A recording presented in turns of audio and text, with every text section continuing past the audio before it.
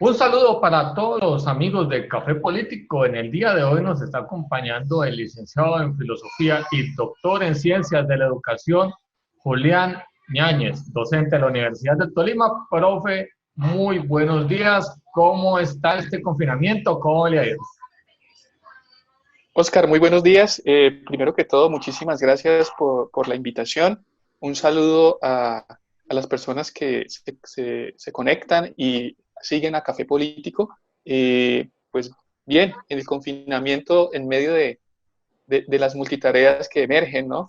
Entre las tareas de la casa, las tareas del trabajo, el acompañamiento de las clases pues las cosas de orden personal que también es necesario cultivar. Entonces, en medio de todo este cúmulo de situaciones, todas en un mismo espacio. Bueno, profe, desde el ideal, nosotros pensaríamos que llevan ventaja sobre otras instituciones en el tema de la educación virtual, llevarle todos estos contenidos a los alumnos, la forma en que los docentes ya se han adaptado, se han acoplado a repartir, a compartir sus conocimientos, a dictar estas clases. ¿Qué ha cambiado para hoy? ¿Cómo es la educación virtual hoy, ya que no hacen asesorías, o sea, presenciales y no están en las oficinas, sino que todos están completamente desde la virtualidad? Bueno, yo creo que esta realidad del confinamiento, del efecto de la pandemia, desnudó la realidad en todos los sentidos, en cada uno de los ámbitos de la vida, tanto en la vida personal, en la vida social, en la vida política, y creo que el ámbito de la educación no es ajeno a esa realidad. O sea, nos mostró cómo estábamos en términos, en este caso, centrándonos específicamente en los recursos tanto tecnológicos como en los recursos humanos para la formación o la educación con acompañamiento digital, sin hablar 100% de un proceso de formación virtual. Eh, nos mostró cómo estábamos, con qué contábamos, ¿sí? En términos de tecnología, en términos de formación y preparación pedagógica para una situación como esta. Y creo que pues el panorama ha sido complejo. Yo creo que se ha vivenciado en todos los ámbitos de la formación, desde la básica primaria, incluso el preescolar, la básica primaria, la media y educación superior. Eh, a ver, diríamos que, por ejemplo, una unidad académica de la universidad como el IDEAT, de alguna forma tenía un patrimonio en este sentido. ¿Por qué? Porque nosotros, por ejemplo, cada uno de los docentes que ingresa a educación a distancia cuenta con un requisito esencial que es el seminario de docencia universitaria, el cual de un tiempo para acá tenía un componente específico en mediación tecnológica, ¿sí? Donde a los docentes se les enseñaba el manejo de la plataforma, se les estaba formando en el proceso de cómo y qué elementos tener en cuenta a la hora de crear recursos digitales para los procesos de formación. Sin embargo, teníamos educación a distancia, que no es lo mismo que la educación virtual.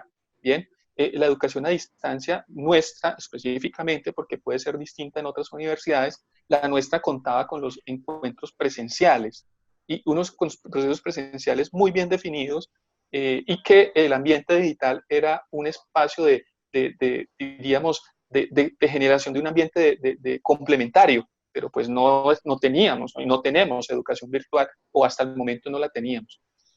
En el caso de la Universidad del Tolima, distancia para el momento en que empezó el confinamiento, ya había empezado su proceso de formación con los estudiantes. Entonces, en algunos procesos ya se había hecho acuerdos pedagógicos, algunos ya estaban a punto de iniciar la primera tutoría, como la llamamos nosotros en educación a distancia, en el IDEAT. Entonces, el confinamiento nos cogió sobre la marcha, que tuvo que hacer un proceso de readaptación distinto a lo que ha venido sucediendo con la presencialidad. El presencial apenas estaba terminando el semestre, luego hubo un lapso de tiempo entre ese proceso de inicio del confinamiento y el inicio de las actividades académicas, que la universidad, pues a la cabeza de la vicerrectoría académica, trató de aprovechar al máximo iniciando un proceso de formación para los docentes. Entonces, si comparamos la presencialidad con la distancia, diríamos, educación a distancia tenía una ventaja, no estaba preparada 100% para ello, eso sí hay que aclararlo. También hubo que sobre la marcha hacer procesos de capacitación de los docentes, de formación de los docentes. De alguna manera, es que esto es un proceso de ida y vuelta, ¿no? El docente solo no hace nada, el estudiante solo tampoco, es un proceso de convergencia, o sea, el encuentro de esas dos realidades, maestro, estudiantes, son los que permiten que el proceso de aprendizaje se desarrolle. Entonces también hubo que hacer procesos de capacitación con los estudiantes. Diríamos en términos generales es esto, ¿no? Se nos desnuda una realidad, nos muestra qué tenemos, con qué contamos y cómo empezar a actuar sobre la marcha para prepararnos en el caso de presencialidad y para ya enfrentar la situación en el caso de distancia que ya había arrancado su proceso de formación. Bueno, vemos que mucho se ha hablado sobre el impacto de la virtualidad en Colombia por varias razones. O sea, en diferentes momentos y por varias razones. En diferentes momentos, ¿por qué? Porque hablamos de una educación virtual para las universidades, que son a los jóvenes que están estudiando sus carreras profesionales, sus maestrías, sus doctorados y sus especializaciones. Y tenemos un momento para los colegios, ahora los estudiantes de primaria, y uno muy particular es con los niños de preescolar, con los más chiquitos, con la virtualización. Otra cosa también que impacta es la geografía colombiana y la economía. La geografía es que hay muchos sitios, muchas familias que dicen, bueno, acá nosotros tenemos computador y todo, pero no tenemos señal por donde estamos ubicados, no llega la señal de internet. Otros que dicen que hay señal de internet, que hay internet gratuito, pero por la situación económica de la familia no cuentan con un equipo. O tienen 2 o 3 hijos en clase, tienen 2 o 3 hijos en educación virtual y un solo computador para todos. Entonces, ¿cómo analizar todos estos riesgos, estos problemas que generan para la educación virtual en cada uno de estos momentos, en cada uno de estos espacios, profe? Porque si bien uno dice la educación virtual es importante y necesaria, pero es más fácil que se asimile entre mayor edad del estudiante, primaria o del bachillerato de universidad, y un impacto más grande en los más pequeñitos. ¿Cómo lo podemos analizar?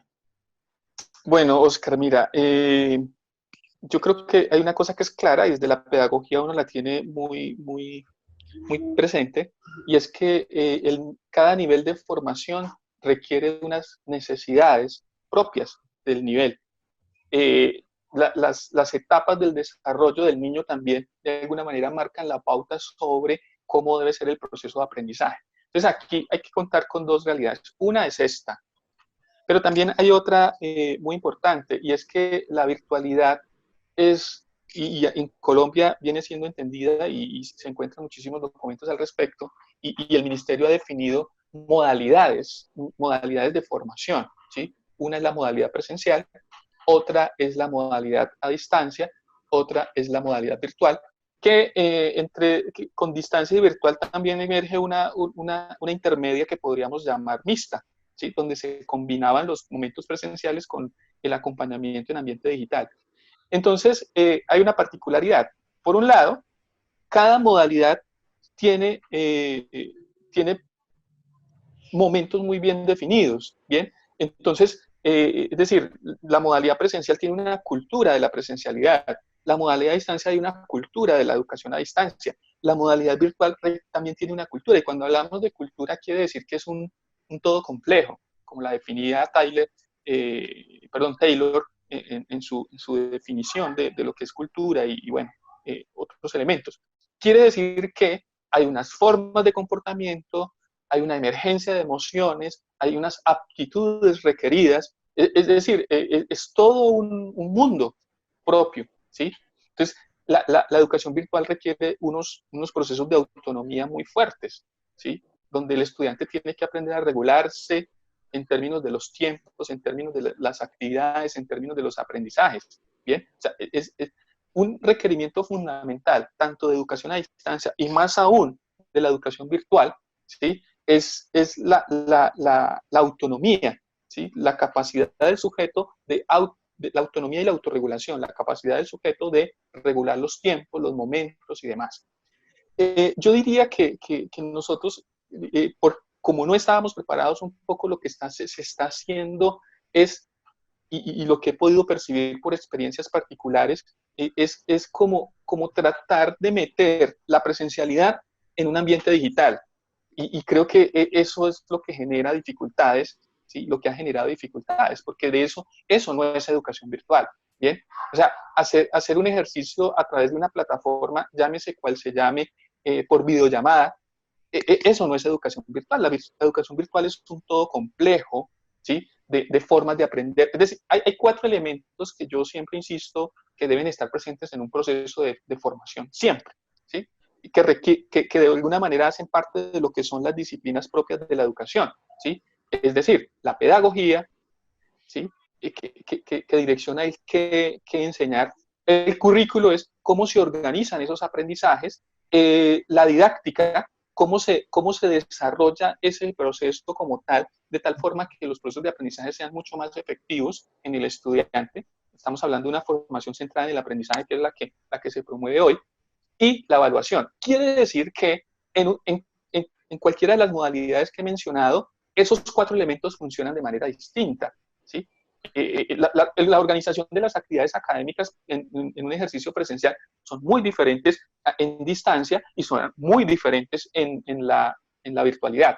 Entonces yo creo que todavía, en términos estrictos, no estamos haciendo educación virtual.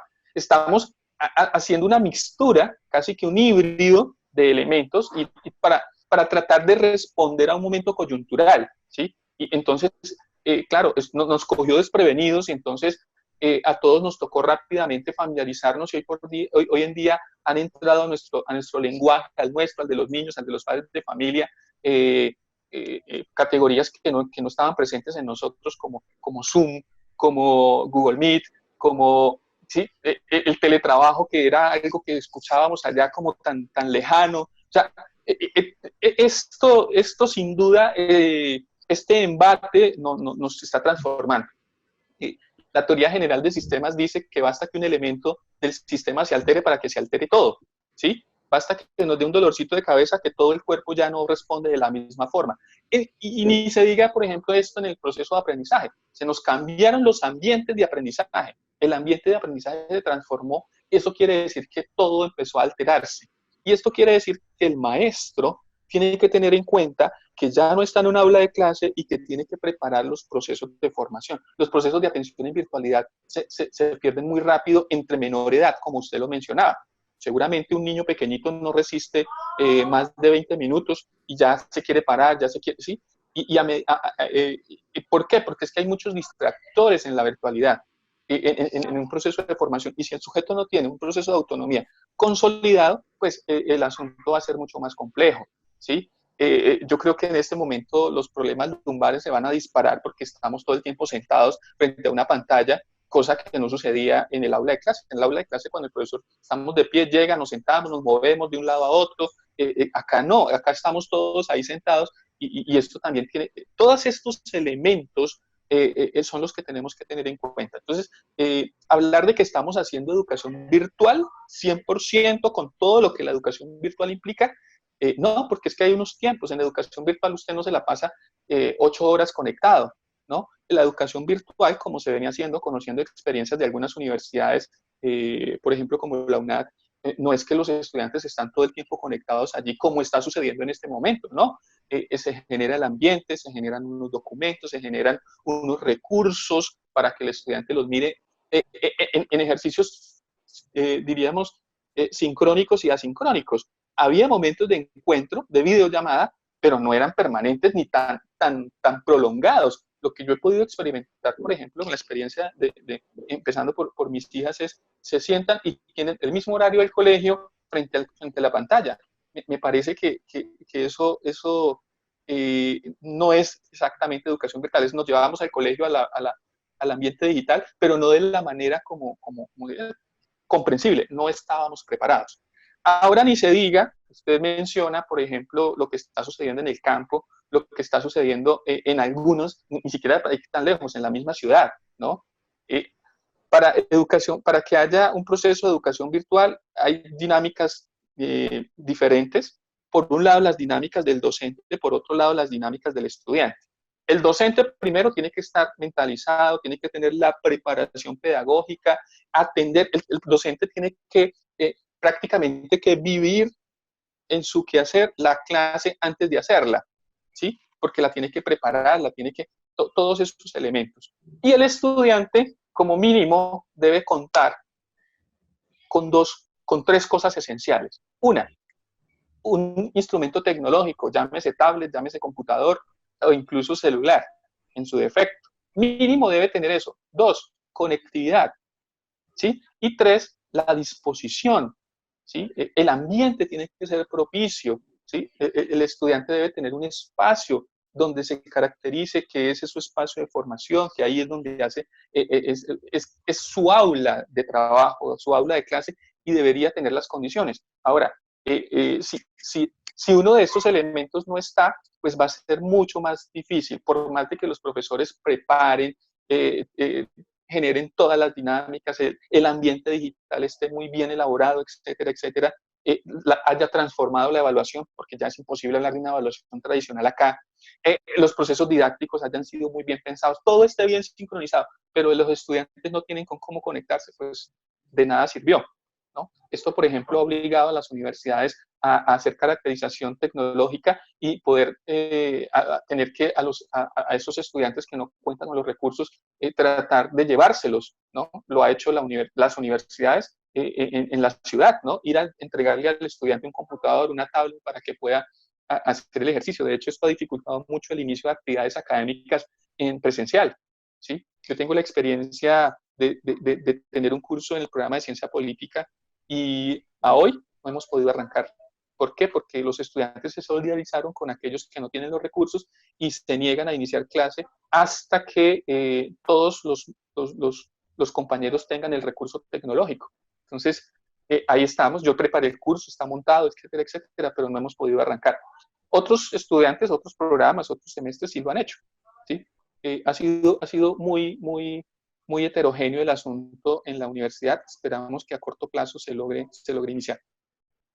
Pero esta dificultad que nos nombra en el último momento de la intervención, profe, demuestra que, pues, aparte de la desigualdad económica, también va a existir más adelante una desigualdad, porque muchas veces usted no ha arrancado porque los estudiantes se solidarizaron. Otros sí lo hacen. Esos otros que sí lo han hecho, arrancan, están viendo sus clases, empiezan a generar que los que no tengan el recurso empiecen a relegarse, empiecen a quedarse atrás académicamente, pues con contenidos y todo.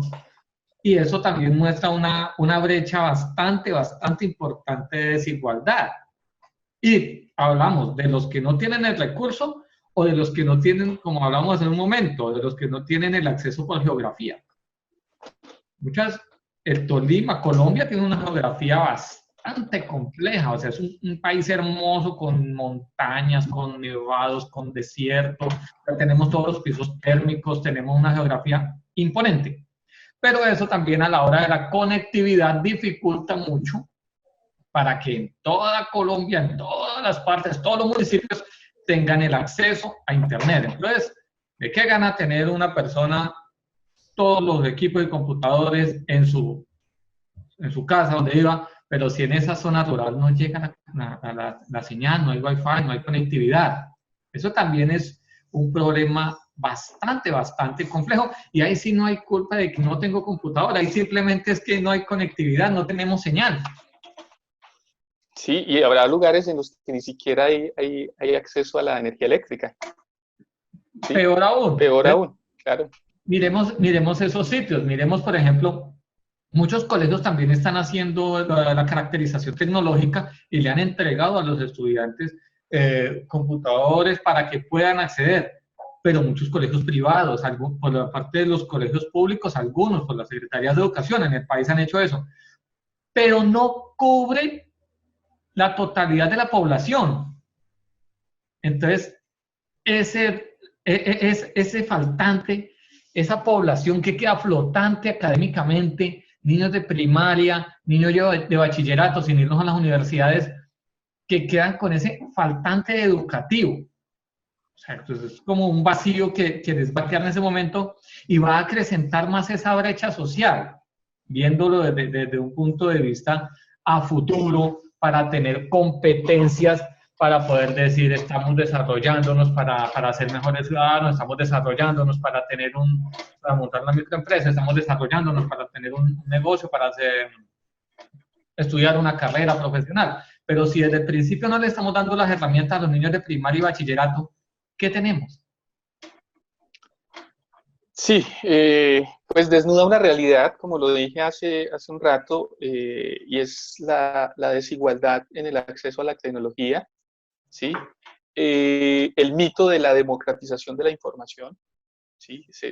Este mito se desvela acá, ¿sí? En el sentido en que se hablaba de la democratización de la información con el acceso a Internet y demás, pero ahora queda claro que eso no es tan así, ¿sí? Porque no todos tenemos ni los recursos tecnológicos ni el acceso a la información. Entonces, el tema de la democratización de la información y la democratización digital quedan en evidencia de que no son una realidad, ¿sí? No son una realidad en el contexto particular nuestro, de Colombia, del Tolima, de la ciudad de Ibagué incluso, ¿sí? Porque hay casos en los que los colegios que han tenido que hacer, desarrollar guías, imprimirlas y pedirle a los papás, con el riesgo de lo que ello implica, de ir a la institución, retirarlas, llevar la fotocopia a casa para que el niño la diligencia y más adelante poderla llevar. Pero eso ya genera una desigualdad. ¿Por qué? Porque esos niños que desarrollan las guías con todo el esfuerzo que ello implica o que pueda implicar hacerlo,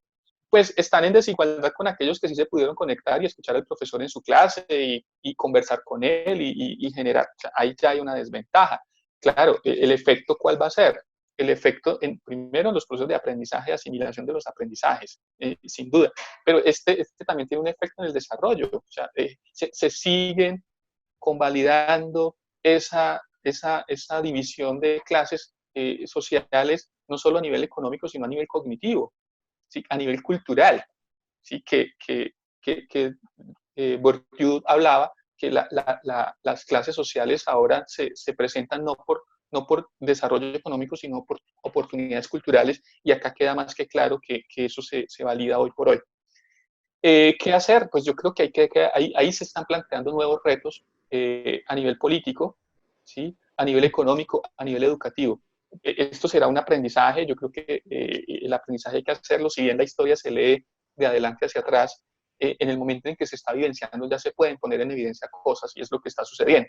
La realidad nos las está mostrando, las estamos leyendo, estamos identificando estas dificultades y nos está diciendo lo que de alguna manera ya sabíamos, pero de lo cual no teníamos de pronto una evidencia tan marcada como la podemos tener hoy. En efecto, es una radiografía de la realidad, una radiografía de lo que realmente tenemos con lo que contamos, ¿sí? Y finalmente lo que somos, ¿no? Porque eso da cuenta de lo que somos como país en este momento. Se han tomado algunas decisiones en otros países. Por ejemplo, Uruguay creo que ya decidió suspender el tema de la educación el año escolar hasta fin de año, y en algunas ciudades de los Estados Unidos también decidieron suspender el año. Este tipo de propuestas, de decisiones, ¿qué impacto tendrían? ¿Positivo, negativo? ¿Sería viable, no viable, hasta complejo, por decirlo así? Claro, el impacto es muy fuerte. Yo, por ejemplo, puedo citar el caso de mi hija. Ella está haciendo grado 11, ¿sí? La expectativa que viene es la presentación de la prueba de estado, la prueba ICFES. No sabemos si se va a presentar o si no se va a presentar. Y el efecto es muy fuerte. Primero, el efecto emocional para los niños. De hecho, ya están pensando, no vamos a tener graduación, 11 años preparándonos y no vamos a tener la posibilidad, ¿sí? Esa experiencia que pues uno a esa edad tiene. Eso por un lado. Por el otro lado, la presentación de la prueba ICFES. La prueba ICFES, bueno, más allá de lo que representa, también implica un proceso de clasificación de los sujetos que pueden ingresar o acceder a la educación pública universitaria. Entonces, el efecto también puede ser, ¿y qué va a pasar? Si se presenta o si no se presenta. Si no se presenta la prueba y los semestres avanzan en las universidades, ¿quién va a ingresar? ¿No?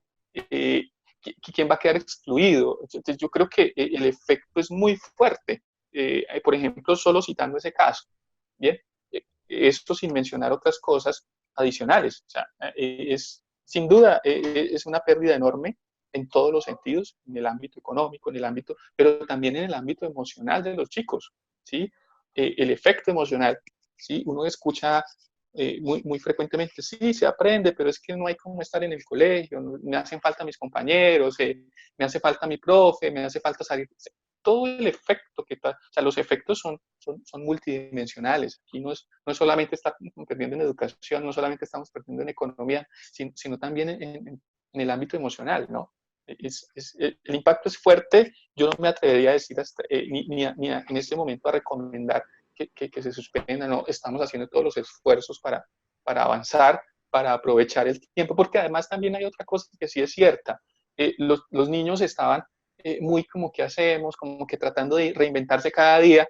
Por lo menos llegan a la escuela y esto los distrae un poco, trae un poco de, bueno, sí, tengo que estudiar, tengo que conectarme, como que, y eso les distrae un poco esa realidad tan fuerte de muchos días en casa sin mayor actividad más que lo que ellos mismos y junto con sus papás pudieran inventar. Entonces también es cierto que esto se ha convertido, diríamoslo, en palabras coloquiales, en un pequeño bálsamo en casa, ¿sí? De que nos distrae, de que de pronto nos cambió la dinámica y nos entretiene. Vamos aprendiendo, ¿verdad?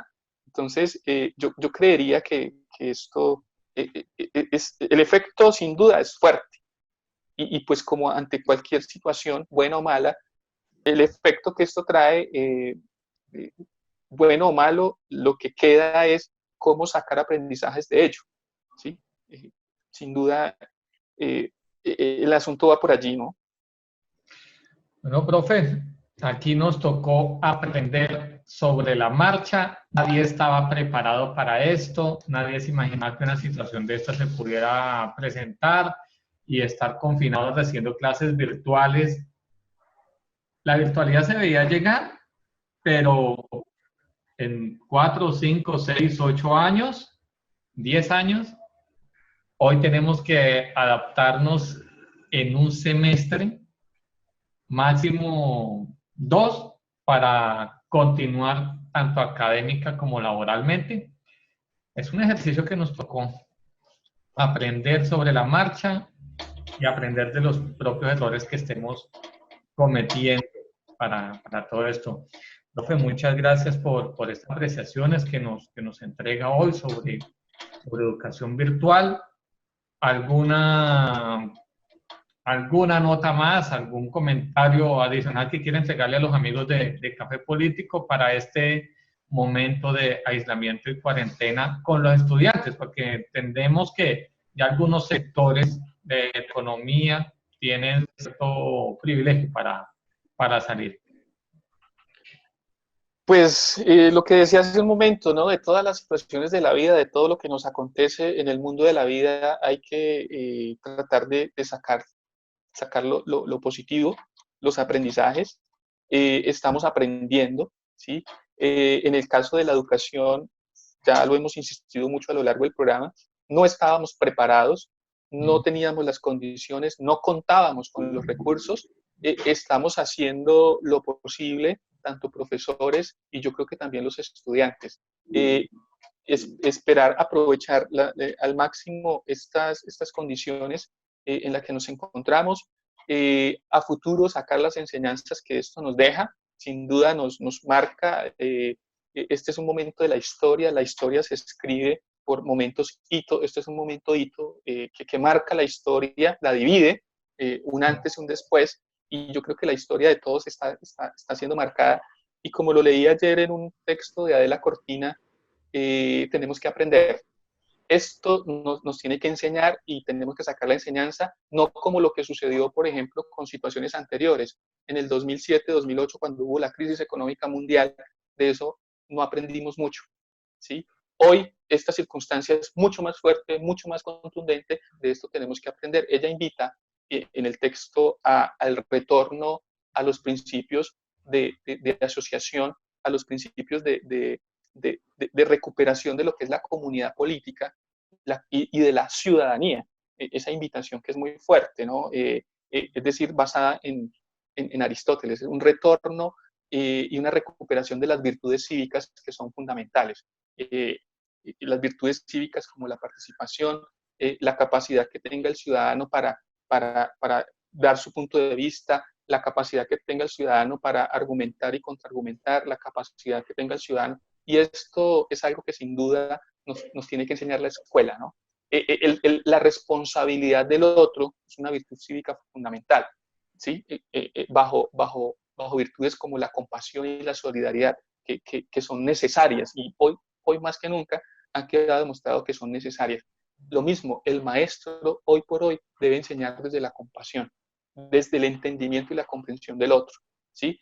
Desde la idea de entender que el otro no cuenta con las condiciones tal vez y que está haciendo su mejor esfuerzo por formarse. Entonces yo creo que desde allí, no solo a nivel de la educación, sino también de todos los escenarios de la vida.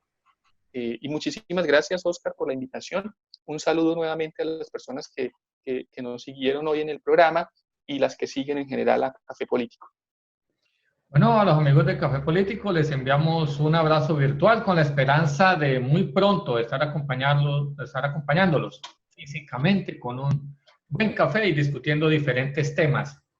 Para irnos, hablando del hito de la historia, los invitamos a leer una columna en Café Político que nos habla de AC/DC. Antes de Cristo, después de Cristo, AC/DC en la música, y ahora, antes del coronavirus y después del coronavirus, una ruptura en la historia. Muchas gracias por acompañarnos y que tengan un feliz día.